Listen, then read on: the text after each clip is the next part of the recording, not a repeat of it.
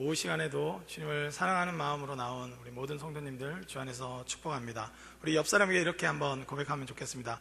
주와 함께 같이 갑시다.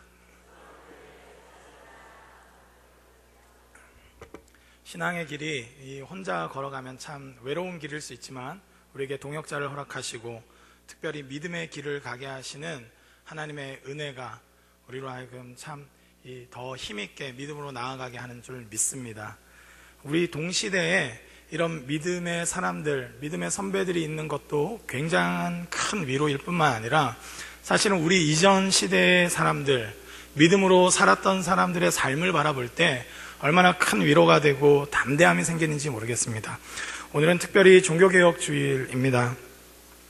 이 종교개혁이 1517년, 이제 502년이 됐는데요. 이 마틴 루터에 의해서, 그리고 마틴 루터가 한 개인이 아니라 그 시대의 교회에 대해서 염려하고 걱정하고 말씀을 받던 사람들이 무엇이 참된 구원이고 교회의 다움인가, 이것에 이 교회의 잘못된 폭거에 대항해서 하나님의 말씀으로 일어나는 일이 일어났습니다. 특별히 1521년에 보름스 회의가 있었는데 거기에 이제 루터가 끌려갔고 거기서 자신의 책과 자신의 사상을 다 부정하면 용서하겠다는 여러 가지 압력을 받았습니다. 그 이전에도 끊임없이 압력을 받았었는데 루터는 거기서 이렇게 고백했습니다. 이 여러 말로 이렇게 성경과 이성에 의해서 비판하면 내가 다르게 받겠다. 그러는데 그게 아니라면 철회할 수 없다고 밝혔음에도 불구하고 단순하게 말해라. 왜 변명하냐 이러면서 끊임없이 추궁할 때 루터는 이렇게 말했습니다. 나의 양심은 하나님 말씀에 붙잡혀 있습니다. 저는 취소할 수도 없고 취소하지도 않을 것입니다. 성경의 증거와 공정한 논증으로 잘못된 것을 지적하십시오. 그렇지 않으면 저는 철회할 수 없습니다. 왜냐하면 양심에 어긋나는 일을 하는 것은 지혜롭지도 안전하지도 않기 때문입니다. 이렇게 하니까 막 소리가 지르고 막 난리가 났었는데 이 루터는 이어서 이렇게 고백했습니다. 저는 여기 서 있습니다. 저는 달리 행동을 할 수 없습니다. 하나님 저를 도와주소서. 아멘. 이 신앙의 결의, 이 고백이 우리로 하여금 아시다시피 1980년대까지 이 카톨릭은 성경을 평신도에게 주지 않았습니다. 우리로 하여금 성경을 읽게 하고 하나님의 진리의 말씀을 묵상할 수 있는 살아있는 진리가 무엇인지 아는 우리 개신교가 시작된 줄 믿습니다. 우리의 믿음의 선진들에게서 우리는 많은 것을 배우게 됩니다. 무엇이 믿음의 삶인가? 우리는 어떻게 사는 것이 맞는가? 이런 고민들을 많이 하는데 특히 신앙생활을 하면서도 우리의 신앙이 바로 가고 있는가? 이런 고민들을 할 때가 있습니다. 저는 믿음의 선진들을 통해서 우리는 좀 배워야 될 필요가 있다고 생각이 됩니다.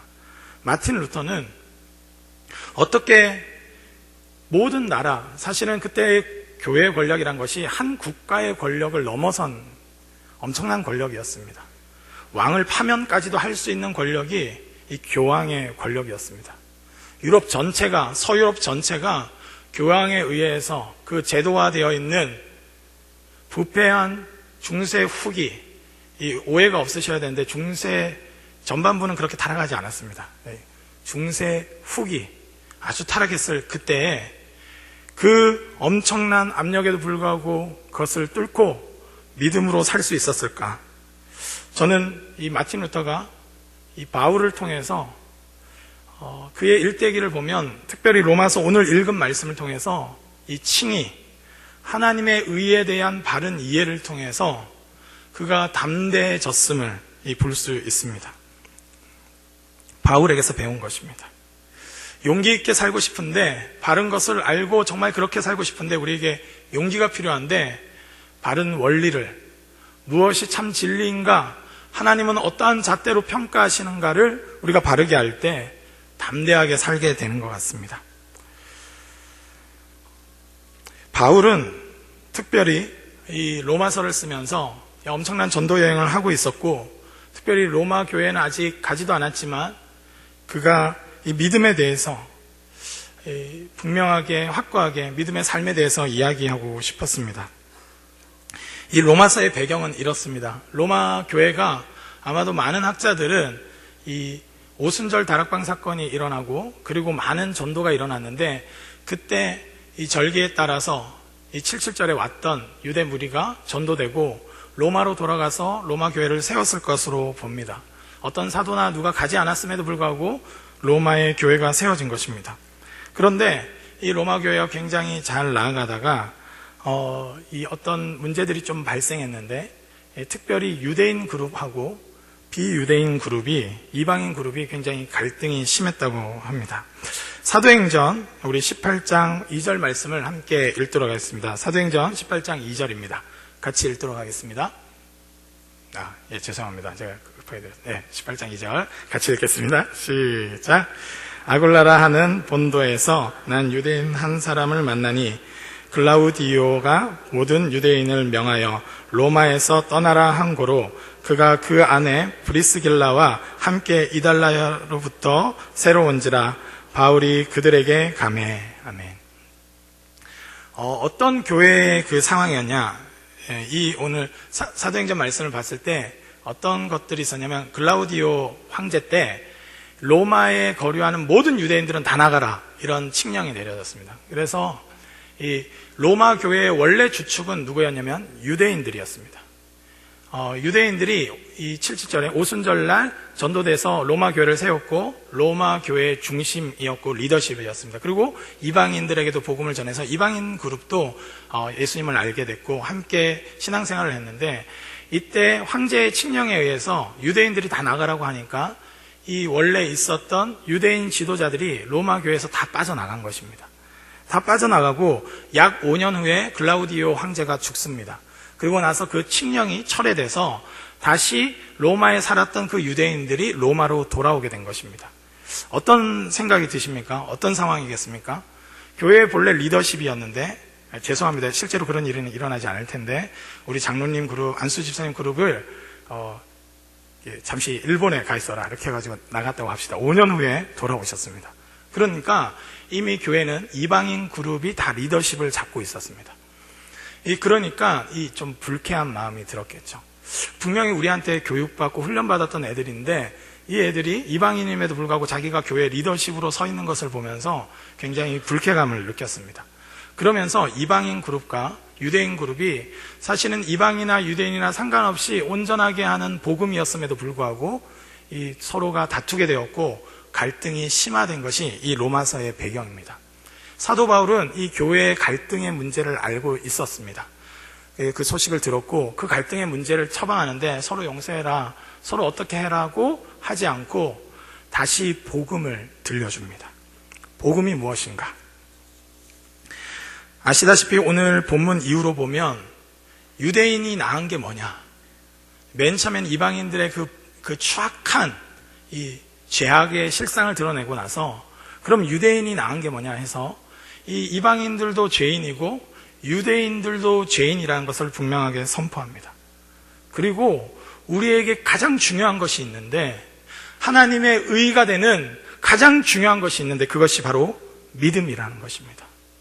신앙에 있어서 이 둘의 갈등이 얼마나 심했냐면 이런 논리가 있었습니다. 유대인들은 우리가 본래 적통이다. 장난치냐. 우리가 본래 중심이 되는 게 맞다. 이런 논리였고 이방인들은 그 당시에 유대인들이 생각보다 예수님에 의해서 회심한 사람들이 많지 않다 보니까 유대인들은 하나님이 버렸다. 이미 끝났다. 그래서 나중에 로마서 후반부에 보면 하나님이 이방인들을 먼저 구원하신 것은 유대인들을 질투나게 해서 결국 유대인들도 구원할 거다. 이런 논지를 핍니다. 지금 상황이 뭐냐면 예수님이 아닌 믿음이 아닌 것이 자랑되고 그것이 뭔가 리더십을 발휘할 근거로 삼는 그냥 단순한 분란이 아니라 믿음의 내용 자체가 훼손되어 있는 교회의 모습을 보면서 안타까워했습니다. 이방인이 무엇이고 유대인이 무엇인가? 그것이 우리를 의롭게 하는 것이 아니라는 것입니다. 하나님의 의 그 자체이신 예수가 우리를 의롭게 하시는 줄 믿습니다. 우리는 이 돈이 좀 있으면 돈으로, 권력이 있으면 권력으로, 인기가 있으면 그 인기가 뭐지 대단한 것처럼 이야기하면서 그것이 마치 하나님께 앞에서 내가 의롭게 할 수 있는 것처럼, 그것이 마치 교회의 리더십이 될 수 있는 근거인 것처럼 착각하며 살 때가 있다는 것입니다. 신앙의 연수도 우리의 자랑의 근거가 아닌 줄 믿습니다. 신학교를 갔다 할지라도 그것은 은혜이지 그것은 자랑이 아닙니다. 교회가 왜 분란이 일어납니까?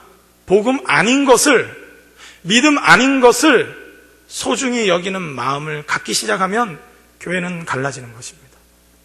사도 바울은 복음을 다시 들려줍니다. 오늘 말씀 다시 한번 보도록 하겠습니다. 16절 말씀입니다. 내가 복음을 부끄러워하지 아니하노니 이 복음은 모든 믿는 자에게 구원을 주시는 하나님의 능력이 됨이라. 먼저는 유대인에게요 그리고 헬라인에게로다. 아멘. 사도 바울은 복음을 부끄러워하지 않는데 이 복음은 모든 믿는 자, 어떤 출신이냐, 어떤 지성을 가졌느냐, 어느 지역 출신인 거고 어느 학교 출신이냐, 그것이 중요한 것이 아니라 모든 믿는 자에게 구원을 주시는 하나님의 능력은 복음 안에만 있는 줄 믿습니다. 우리는 복음이 이 교회 문제의 유일한 치료책이라는 것을 확신해야 될 줄 믿습니다. 이 복음이 이 열방의 모든 분쟁과 어려움의 문제들을 치료할 수 있는 가장 근원적이고 가장 강력한 하나님의 능력인 줄 믿습니다. 요즘에 누군가 미워지는 분이 계십니까? 누군가가 경쟁자로 느껴지시는 분들이 계십니까? 복음을 다시 들을 수 있길 주님의 이름으로 축복합니다. 복음이, 예수 그리스도가 나를 구원하셨다는 이 복음이 우리를 유일하게 회복할 수 있다는 것입니다. 복음은 하나님이 우리를 구원하시는 능력입니다. 어떤 것도 구원을 대신할 수 없습니다. 어떤 것도 우리가 구원받는데 이 복음을 대신할 수 없습니다. 구원은 절대적인 것입니다. 구원받느냐 못 받느냐는 그냥 액세서리가 하나 있냐 없냐의 문제가 아니라 우리의 영원한 운명을 결정하는 문제입니다. 가장 근원적이고 가장 궁극적인 것이 복음에 의해서 됐다면 모든 것들도 복음에 의해서 치유되고 회복될 수 있는 줄 믿습니다. 사도 바울은 그 믿음이 있었습니다.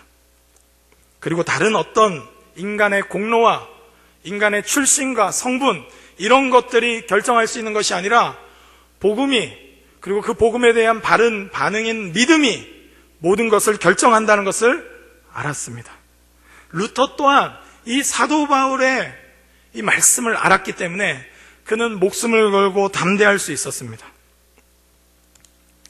우리는 무엇이 가장 중요한지 놓쳐버리면 헛된 것에 열정을 품고 헛된 것에 우리의 삶을 내어 맡기는 경우가 있습니다. 우리는 복음만이 우리를 의탁할 수 있는 유일한 근거인 줄 믿습니다. 오늘 우리 이 시간도 복음 이외의 것은 모든 것들 다 내려놓고 예수 그리스도께서 우리를 구원하셨다는 그 감격이 우리 신앙생활의 가장 주요한 동력이고 힘이길 주님의 이름으로 축복합니다. 그래서 사도 바울은 설명합니다. 구원을 주시는 하나님의 능력이 뭔가? 복음이라는 것입니다. 그러면서 유대인도 헬라인도 다 소중한 건데 이 복음이 너희를 구원했다고 오늘 설명하고 있는 것입니다. 많은 신학자들은 로마서의 가장 주제 말씀이 뭐냐 하면 로마서 1장 16절에서 17절을 주제 말씀으로 봅니다. 이 16절, 17절을 바르게 이해한다면 로마서를 관통할 수 있다는 얘기입니다. 끊임없이 유대인 된 것을 자랑하는 사람들, 말씀의 내용을 많이 아는 것을 자랑하는 사람들, 많이 알면 뭐하냐? 사도 바울의 논지가 그겁니다. 도둑질하지 말라는 너희가 도둑질하느냐? 간음하지 말라고 하는 너희가 간음하느냐? 뭔가 많이 아는 것이 우위에 올라올 수 있는 것이 아니라는 것입니다. 성경 지식이 많은 것이 믿음의 삶을 대체할 수 없다고 말하는 것입니다. 우리에게 가장 중요한 것은 믿음인 줄 믿습니다. 믿음이라는 것입니다. 이 믿음이 무엇입니까? 그런데 어떻게 믿음은 생겨나는가? 17절 말씀입니다. 우리 17절 말씀을 함께 읽도록 하겠습니다. 복음에는 하나님의 의가 나타나서 믿음으로 믿음에 이르게 하나니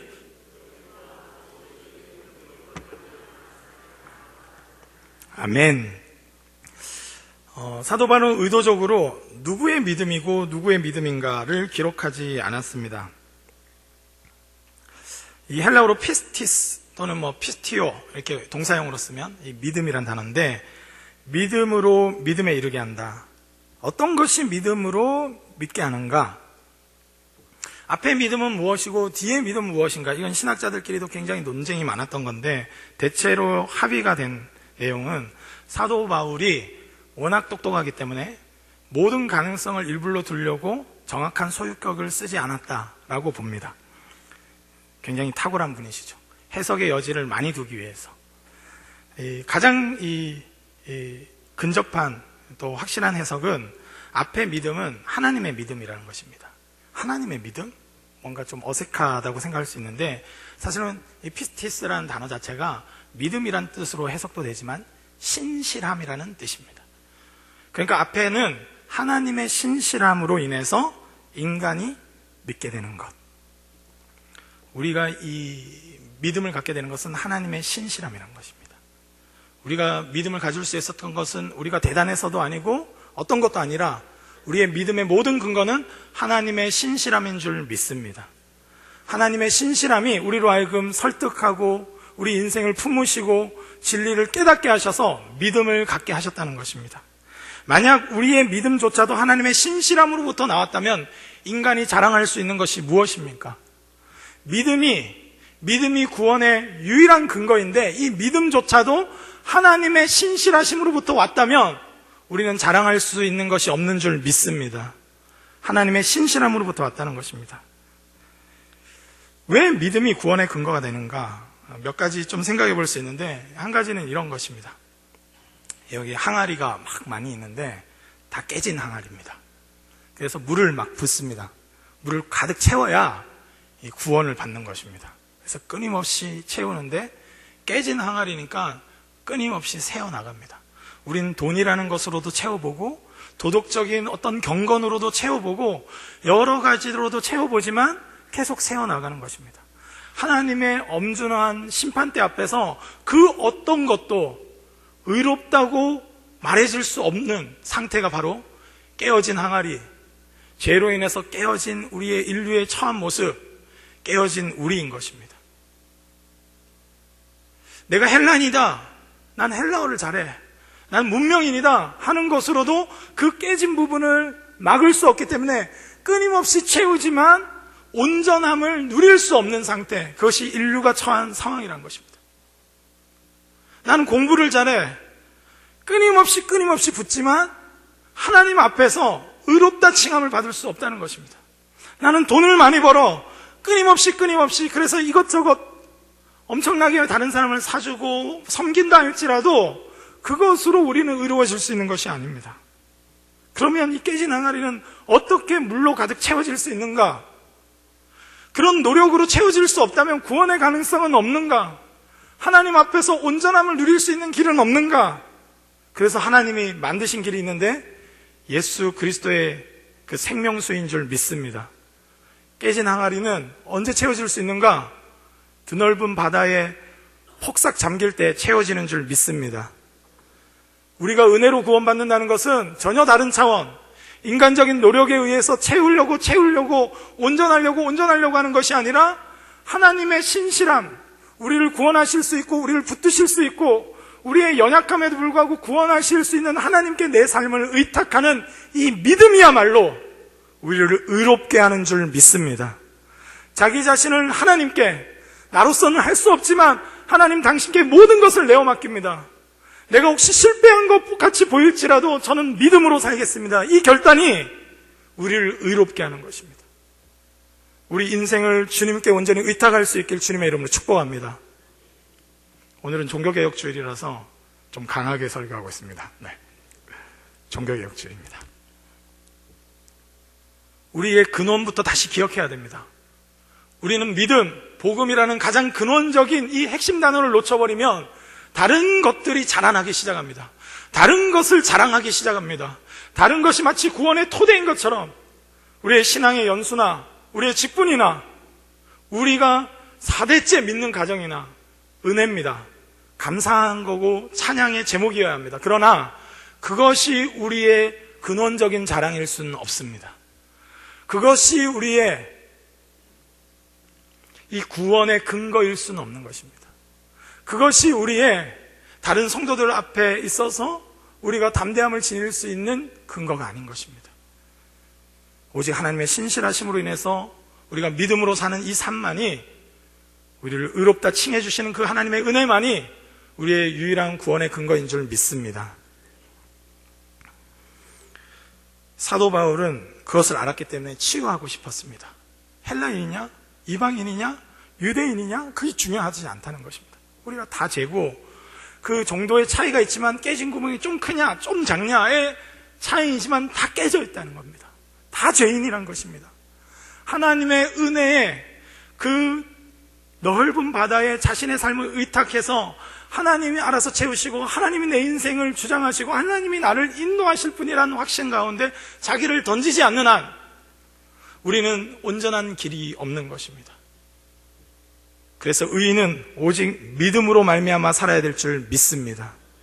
하나님의 신실하심, 하나님이 이스라엘에 아브라함을 부르셔서 이 역사를 주관하시면서 끝까지 신실하게 인간을 구원하시고자 하는 그 당신의 열심, 우리를 온전케 하기 위해서 끊임없이 제사의 길을 내시고 예언자들을 보내시고 마침내 아들을 보내셔서 우리를 구원하시고자 하는 당신의 열심, 그 신실함이 우리로 하여금 하나님께 완전히 의탁하고 내 생각대로 내 멋대로 살았던 죄악된 삶은 지나간 날이 족하다고 고백하며 이제 하나님께 의탁하는 삶, 하나님만을 갈구하는 삶, 은혜의 바다에 뛰어들어서 하나님 그분 안에서 기뻐하는 삶, 그것이 믿음의 삶인 줄 믿습니다. 주님은 그렇게 우리를 초대하신 것입니다. 사도 바울은 그걸 알았고, 그리고 루터는 사도 바울의 그 믿음을 보한 것입니다. 이 현실 세계에서 마치 실패하는 것처럼 보인다 할지라도 믿음의 길이 승리의 길이라는 걸 확신했기 때문입니다. 사실 마틴 루터는 참 하나님 은혜로 종교개혁이 성공적으로 해서 순교하지는 않았습니다. 그런데 그 전에 많은 개혁가들 많이 순교했습니다. 그들은 실패한 것입니까? 아벨은 하나님 편에 믿음으로 살았지만 가인에 의해서 초죽임을 당했고, 에녹은 믿음으로 살아서 죽음을 맛보지 않고 승천했습니다. 그럼 우리는 에녹은 믿음으로 살았고 아벨은 실패했다고 말해야 되는 것입니까? 하나님이 원하시는 믿음은 그 정도가 아닌 것 같습니다. 성경을 알수록 참 부담스럽기도 하고 참 은혜이기도 한데요, 하나님은 인간적인 평가와 상관없이 우리를 의롭다고 하실 수 있는 분이신 줄 믿습니다. 우리끼리 아무리 모여가지고 이게 정답이야, 넌 다 틀렸어 할지라도 하나님 나타나셔서 뭐가 정답인지 말할 때 그때서야 진짜 정답이 드러나는 줄 믿습니다. 학생들끼리 모여가지고 시험 끝나면 아직 답지가 오지 않았는데 공부 잘하는 애들 몇 명 해가지고 채점을 합니다. 맞는 답도 있지만 간혹 틀린 답이 있습니다. 애들끼리 모여서 뭐가 정답이다 논쟁하는 것이 중요한 것이 아니라 정답지가 진짜 와야 되는 것입니다. 하나님이 평가하실 때 아벨은 믿음으로 제물을 드렸다고 평가하십니다. 할렐루야. 이게 우리를 담대하게 하는 것입니다. 루터가 자기 목숨을 내놓고도 왜 믿음으로 살 수 있었습니까? 저는 철회할 수가 없습니다. 왜 그렇습니까? 지금 당장에는 생명을 부지하기 위해서 마치 승리자가 되는 것 같지만 하나님이 아니라고 하시면 그게 진짜 실패자이기 때문입니다. 우리 믿음의 선진들이 왜 순교할 수 있었습니까? 하나님이 옳다고 하는 그 믿음의 길, 자기 자신도 거부하고 싶고 두렵지만 내 안에서 역사하시는 예수 그리스도로 말미암아 믿음으로 살 수밖에 없는 그 믿음의 길을 갈 때 그들은 진정한 승리자로 살았는 줄 믿습니다. 예수님은 십자가에서 못 박혀 죽으셨습니다. 처절한 실패였습니다. 제자들은 다 도망쳤습니다. 그러나 하나님이 예수님을 부활시켜서 누가 참된 승리자인가 보이신 줄 믿습니다. 이 예수를 믿는 사람들은 그래서 믿음으로 말미암아 사는 것입니다. 하나님의 신실하심이 역사의 종말 가운데 반드시 무엇이 승리인지 드러내실 거기 때문에 우리 인생 가운데 지금은 마치 실패처럼 보일지라도, 바보처럼 여겨질지라도, 멍청하다고 평가될지라도 말씀을 근거해서 하나님의 신실하심을 믿고 그 신실함에 자기 자신을 내어 맡기는 삶만이 하나님 앞에서 의롭다 칭함을 받는 줄 믿습니다. 우리에게 믿음이 필요합니다. 하나님의 신실하심을 믿어야 합니다. 전에 저도 한번 얘기했던 적이 있었는데, 저희 어머니께서 고1 때 돌아가셨습니다. 저희 가족이 이 장례식 때 그 화관 예배 때 특송을 했습니다. 찬양대 조가단이 하지 않고 저희가 했었는데, 인간적으로 생각하면 너무나 혼란스럽습니다. 그러나 하나님의 신실하심에 우리 가정을 의탁하는 마음으로, 정확한 그림을 그릴 수는 없지만 하나님은 선하시고 우리를 구원하기를 기뻐하시고 자기 아들까지 내어주셔서 우리를 구원하기를 원하시는 그 하나님이란 걸 믿는다면, 지금은 이해가지 않고 지금은 어렵지만 하나님께 우리의 인생을 내어 맡긴다면 하나님이 우리를 인도하실 거라는 믿음의 길을 선택하기로 했습니다. 저희 남매는 한 번씩 모여서 어머니에 대해서 얘기하거나 함께 예배할 때마다 그렇게 고백했던 것이 참 감사하다고 지금은 생각합니다. 믿음으로 걸어왔기 때문에 이만큼 살아올 수 있었다는 것을 하나님 앞에 찬양할 수밖에 없기 때문입니다. 오직 의인은 믿음으로 말미암아 살아야 될 줄 믿습니다. 하나님은 신실하십니다. 하나님은 우리를 향한, 구원에 향한 끊임없는 열심, 아마 루터가 자기가 소위 말한, 죄송합니다, 개죽음을 당한다 할지라도 이것이 실패가 아니란 걸 알았기 때문에 그는 목숨을 걸 수 있었습니다.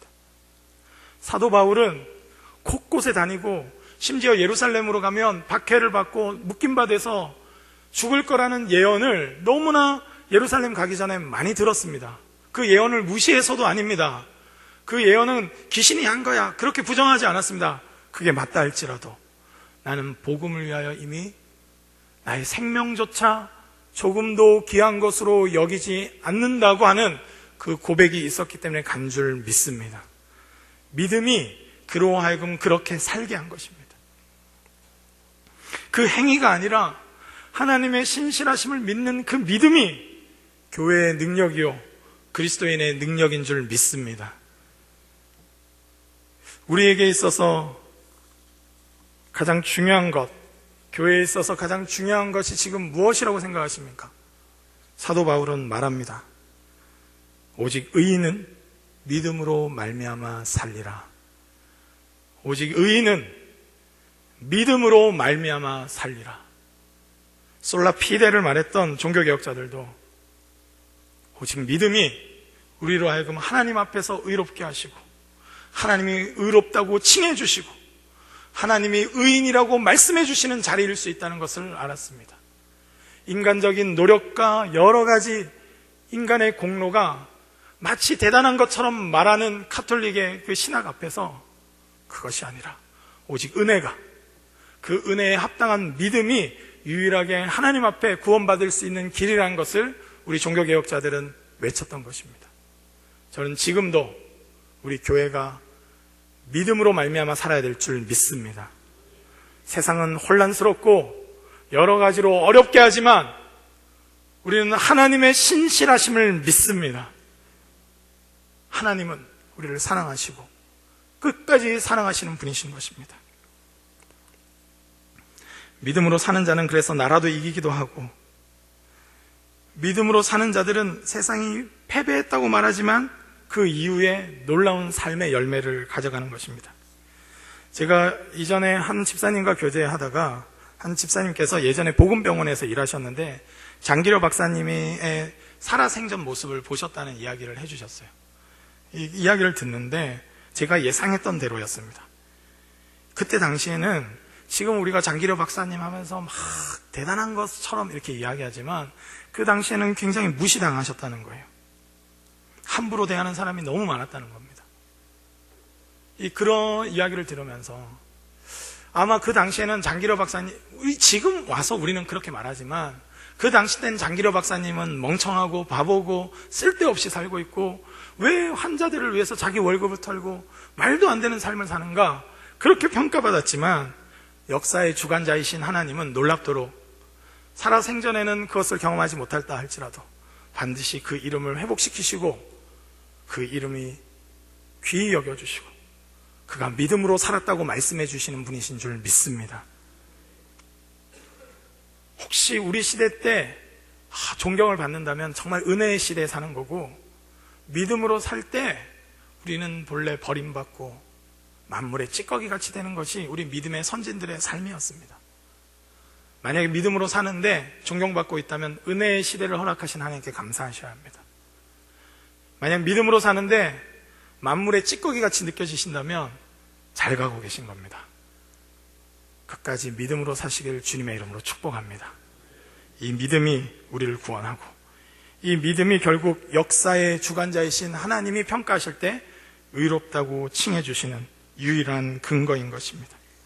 성육신과 십자가 부활을 통해서 하나님의 당신의 신실하심을 드러내 주셔서 우리에게 믿음으로 말미암아 살아라고, 예수님을 따르라고, 예수님의 부활을 통해서 진짜 승리가 확보되어 있는 길이니까 예수님께 의탁하고 예수님만 믿고 예수님만 따르라고 초대하시는 그 하나님 앞에 우리가 반응할 수 있길 주님의 이름으로 축복합니다. 주님은 우리에게 이 말세의 믿음을 보겠느냐 했는데 우리가 감히 이렇게 말했으면 좋겠습니다. 주님, 제가 여기 서 있습니다.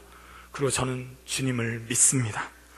오늘 그러한 고백이 있는 귀한 시간 되시길, 그리고 이 종교개혁 주일을 맞아서 한 주 동안 살면서 다시 한번 우리 종교개혁의 신앙이 무엇이었는지, 개신교 신앙이 무엇이었는지 다시 기억하며 오늘도 오직 믿음으로 말미암아 살아가는 저와 여러분 되시길 주님의 이름으로 축복합니다. 아멘. 우리 이 시간 예정은 안 돼 있었는데 한번 이 찬양을 드리고 한번 기도하고 설교를 마무리했으면 좋겠습니다. 우리 아까 찬양했던 건데요. 아버지 사랑 내가 노래해, 아버지 은혜 내가 노래해. 그 사랑 변함없으신, 거짓 없으신, 성실하신 그 사랑, 그 사랑이 지금도 우리를 강권하시고 그 사랑의 그 신실하심이 우리를 지금 믿음으로 말미암아 살 수 있도록 초대하시는 줄 믿습니다. 우리 이 찬양을 한번 올려드렸으면 좋겠습니다.